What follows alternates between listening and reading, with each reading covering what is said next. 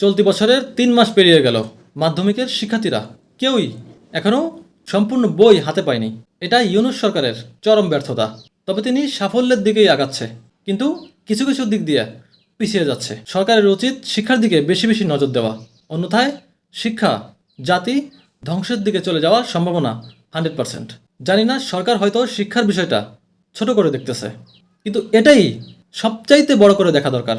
নির্বাচন, উন্নয়ন, কে কোন রাজনীতি করবে, কে কী করতেছে, আওয়ামী লীগ কী করলো, কার বিচার হবে, এগুলার সব কিছুর আগে এই শিক্ষার দিকে নজর দেওয়া দরকার।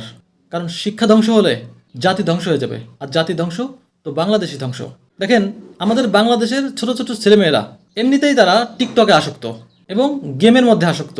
এরপর যদি তাদের হাতে সম্পূর্ণ বইগুলো না থাকে, তাহলে তারা পড়ালেখায় মনোযোগী কিভাবে হবে?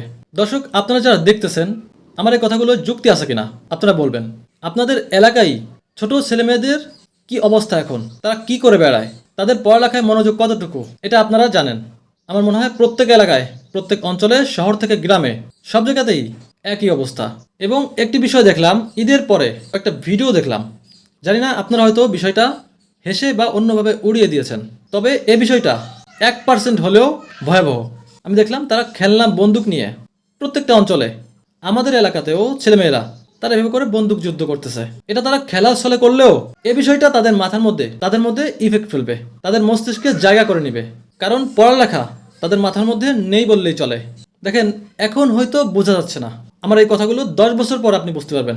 আর এখন যদি 1% ইফেক্ট ফেলে, এরপর ওইটা যদি একটা সময় 10%-এ পরিণত হয়, তাহলেই ওই ছেলেটার পকেটে অরিজিনাল বন্দুক থাকবে, সে ওইটা গোপনে ইউজ করবে।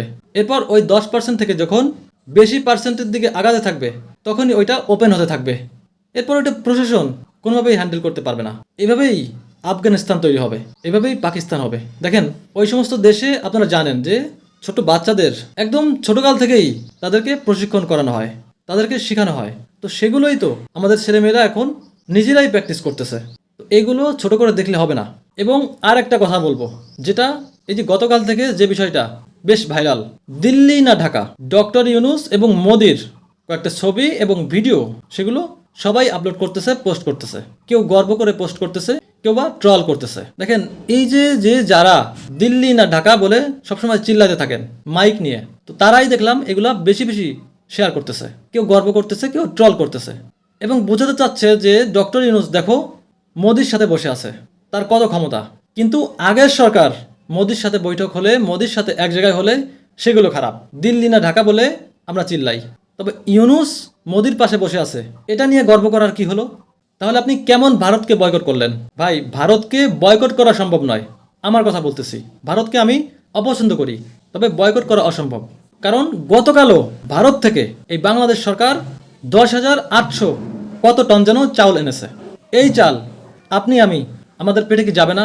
আমরা টাকা দিয়ে কিনে খাবো না? তো ভারত আমাদের কাছে বিক্রি করে তারা ব্যবসা করবে, এবং তাদেরকে আমি বয়কট করলাম, এটা কেমন হলো? ভাই, যখন বয়কট করব তখন বয়কট করব, ভারতের নাম পর্যন্ত নিব না। তাদের চাল কেন আমি কিনে খাবো? কাজেই এটা যদি অসম্ভব হয়, তাহলে মুখে মুখে দিল্লি না ঢাকা, ভারত বয়কট, ভারত আমাদের প্রধান শত্রু, এগুলা বলার কোনো প্রয়োজন নাই। আর ডক্টর ইউনূস মোদির সাথে খেতে বসেছিলেন ওখানে, তারা কোনো বৈঠক করেননি, এবং সেটা ভারতেও নয়, বাংলাদেশেও নয়, সেটা বাইরের একটা দেশে, দেশের প্রধানদের সেখানে ডাকা হয়েছে মিটিংয়ের জন্য। এবং মিটিং শেষে যখন খাবারের আয়োজন করা হলো, তখন তাদেরকে এক জায়গায় বসতে দিয়েছে।